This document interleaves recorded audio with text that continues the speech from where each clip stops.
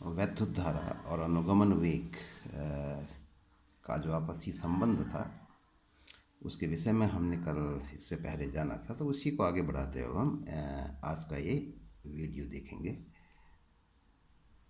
अगली डेफिनेशन है इसमें एक धारा घनत्व। तो जैसा हमने कल सूत्र पढ़ा था, धारा और अनुगमन वेग के संबंध में I बराबर N E A V D।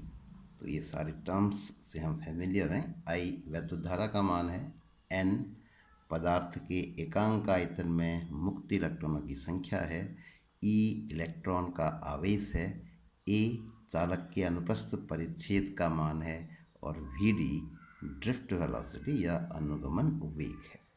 तो ये सूत्र हमने पहले भी चर्चा की थी। इसको हम धारा घनत्व के पदों में भी व्यक्त कर सकते हैं। अब धारा घनत्व क्या होता है, पहले इसको जानते हैं। किसी भी चालक में जब धारा प्रवाहित की जाती है तो किसी स्थान पर अगर चालक एक समान अनुप्रस्थ परिच्छेद का है तो प्रत्येक स्थान पर एक जैसा होगा, तो चालक में प्रवाहित धारा और चालक के अनुप्रस्थ परिच्छेद के अनुपात को धारा घनत्व कहते हैं। ये एक सदिश राशि होती है और इसकी दिशा धारा प्रवाह की ही दिशा में होती है। तो इस तरीके से अगर हम इसको मैथमेटिकल टर्म्स में कहें तो J बराबर I बटा A, धारा घनत्व के लिए J संकेत दिया है, तो मात्रक सूत्र से पता लग रहा है एम्पियर प्रति मीटर स्क्वायर होगा। तो अगर हम I का ये मान जो ऊपर हमने लिखा है I is equal to NEAVD ये मान रख दें तो हमको J के लिए एक सूत्र प्राप्त हो जाएगा, J is equal to NEVD। तो जो धारा घनत्व के लिए हम धारा घनत्व और अनुगमन वेग के बीच में एक संबंध के रूप में सूत्र को याद रख सकते हैं। अब इसके बाद हम बात करते हैं सबसे मेन इस चैप्टर का टॉपिक, ओम का नियम। तो ओम का नियम में क्या कहा गया उसको पहले समझ लें।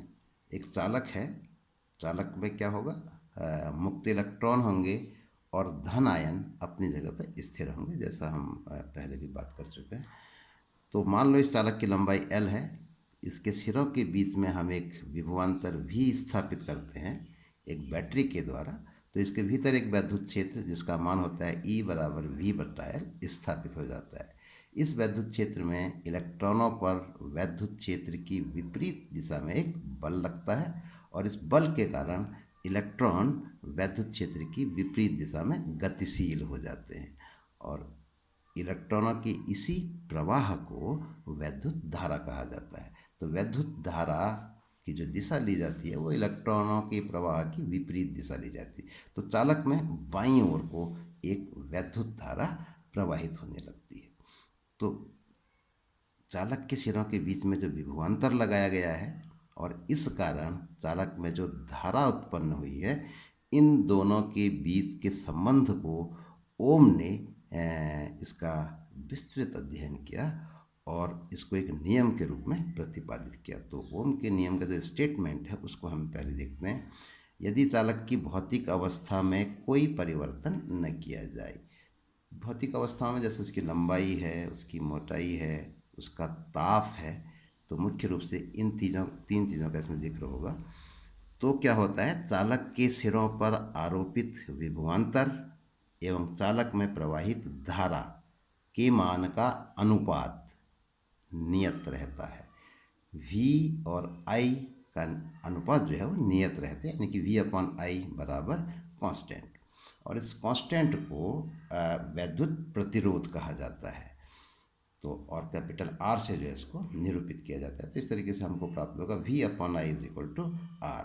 तो इस सूत्र को सामान्यतया इस रूप में याद रखते हैं, V is equal to IR।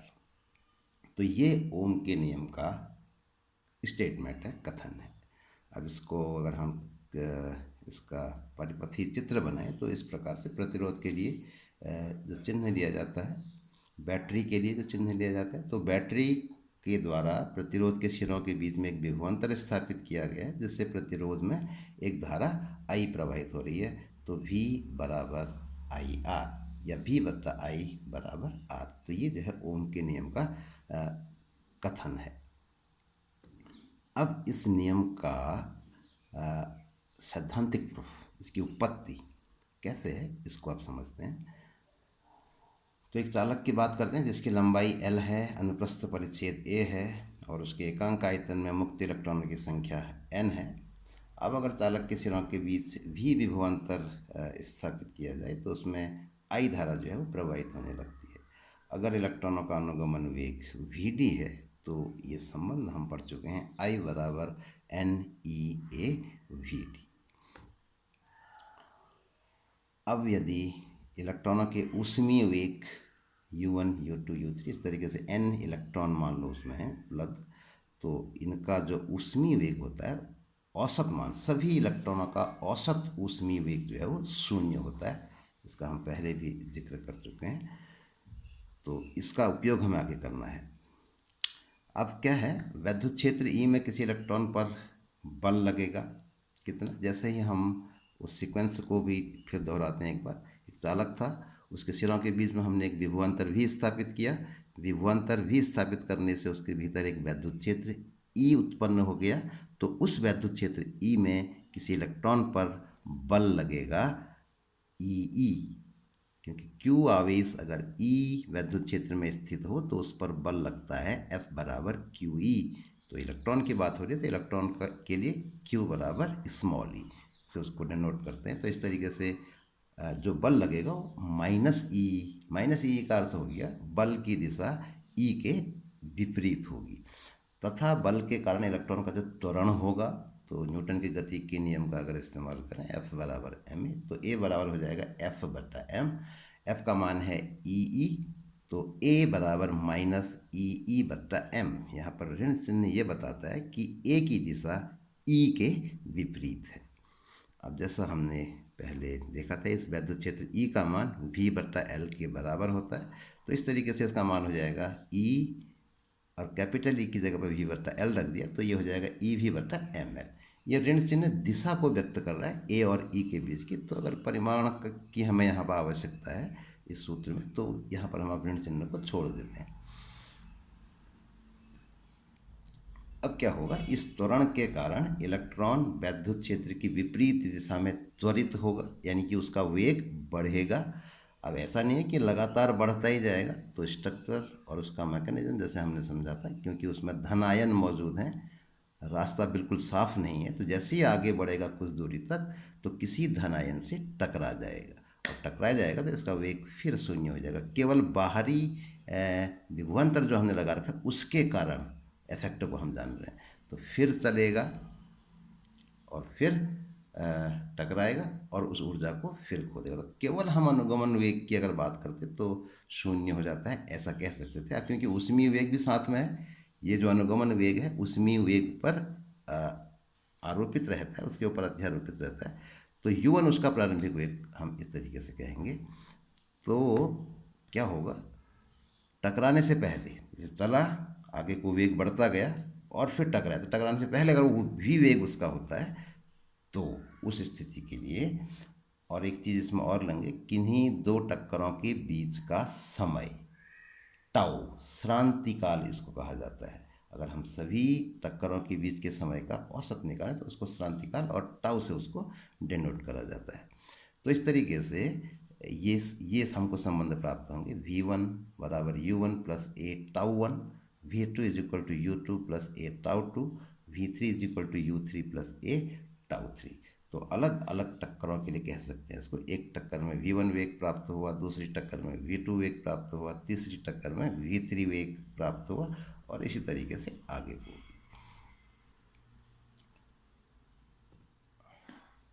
इसी को आगे को हल किया है। तो जो अनुगमन वेग है वो इन सभी वेगों के औसत को अनुगमन वेग कहा जाता है। किन्हीं दो क्रमागत टक्कर हुई, चला, तो अब अगली टक्कर से पहले उसने वेग प्राप्त किया V, तो इन सभी V के मानों का जो औसत है वो अनुगमन वेग कहलाता है। तो इस तरीके से इनके मान रख देंगे। अब मान रखने में क्या करना है, U वाले पदों को अलग ले लेते हैं और टाउ वाले पदों को अलग ले लेते हैं। तो इस तरीके से प्राप्त होगा। A सब में आ रहा है तो A कॉमन आएगा, टाउ 1 टाउ 2 टाउ 3 इस तरीके से आएंगे।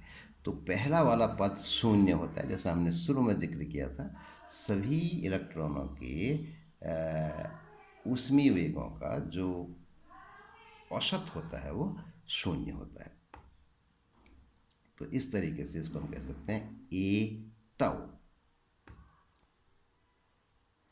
तो वी डी का मान हमको प्राप्त हो जाएगा, ए का मान जो ऊपर हमने निकाल रखा था E V upon M L, तो इस तरीके से बराबर ये हमको मान प्राप्त हो जाएगा। अब जो हमने सूत्र निकाला था वी डी अनुगमन वेग और धारा के बीच में, उस सूत्र में इसका मान अगर रख दें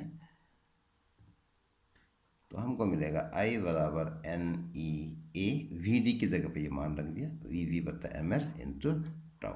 अब इसको एक स्टेप और हल कर ले तो ये एन ई स्क्वायर टाउ बटा एम ए बटा एल और वी। इसमें हमने क्या कर रखा है, जो कांस्टेंट है किसी पदार्थ के लिए जो कांस्टेंट है उसको अलग लिख दिया, और भौतिक अवस्थाएं एल और ए पर आधारित पद को एक साथ लिख दिया, और विभवांतर को अलग लिख दिया, क्योंकि हमें वी और आई का अनुपात प्राप्त करना है, इसलिए वी को अलग कर दिया। तो इस तरीके से हमें मिलेगा वी अपॉन आई बराबर एम बटा N E square tau L बटा ए। अब क्योंकि ये सारे पद नियतांक हैं, एम इलेक्ट्रॉन का द्रव्यमान है, एन एकांक आयतन में इलेक्ट्रॉनों की संख्या है, ई इलेक्ट्रॉन का आवेश है, टाउ ये श्रांति काल है, और किसी पदार्थ के लिए इसका मान निश्चित होता है।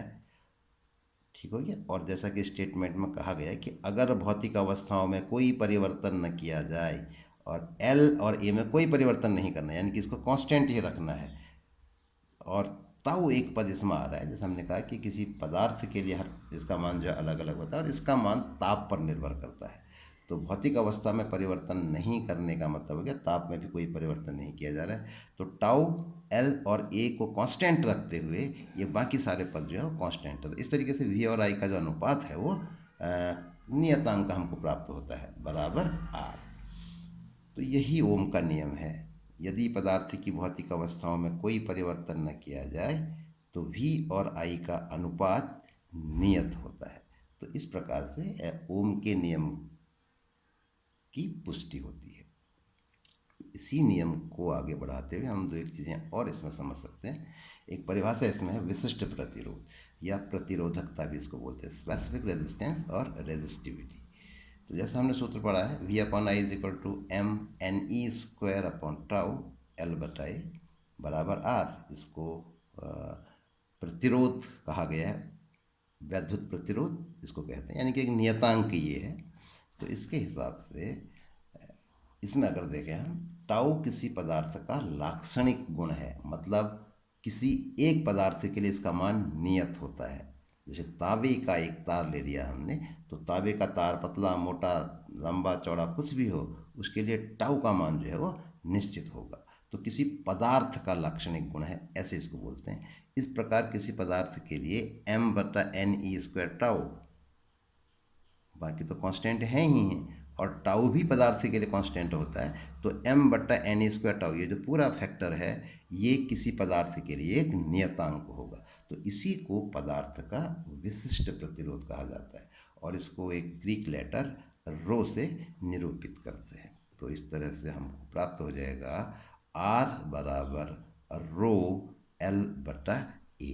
ये क्योंकि इसको हमने आर कहा है, दाहिनी ओर को इसको हमने आर कहा है, तो आर बराबर यही मान, इसको हमने रो कह दिया, तो आर बराबर रो एल बटा ए हमको प्राप्त हो जाएगा, जहाँ रो का मान ये होता है एम बटा एन ई स्क्वायर टाउ। तो ये सूत्र हमको अब दिमाग में रखने हैं, आगे भी कई जगह तथ्यों को समझने में इनका हम उपयोग करेंगे।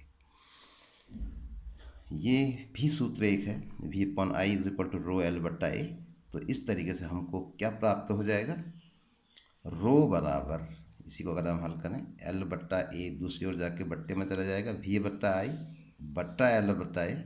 तो इसको अगर हम थोड़ा सा आगे पीछे कर दें, सफल कर दें, आई की जगह एल और एल की जगह ए ले सकते आई ले सकते हैं, तो वी बट्टा एल बट्टा आई बट्टा ए।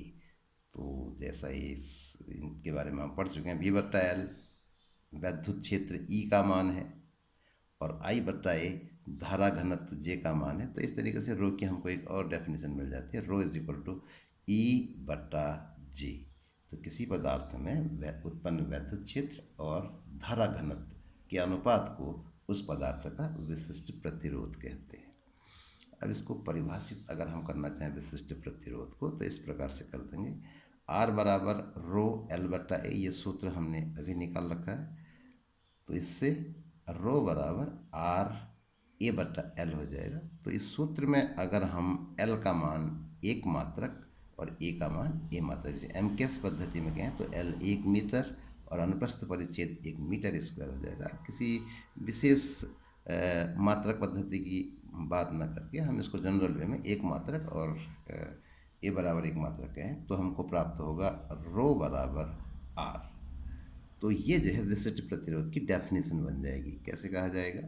किसी पदार्थ का विशिष्ट प्रतिरोध उस पदार्थ के एकांक लंबाई व एकांक अनुप्रस्थ परिच्छेद की छड़ के प्रतिरोध के बराबर होता है, और इसका मान जो है वो ताप पर निर्भर करता है। ये खास बात है। आगे आप चलकर अब हम बात करेंगे कि ये ताप पर किस प्रकार से निर्भर करता है।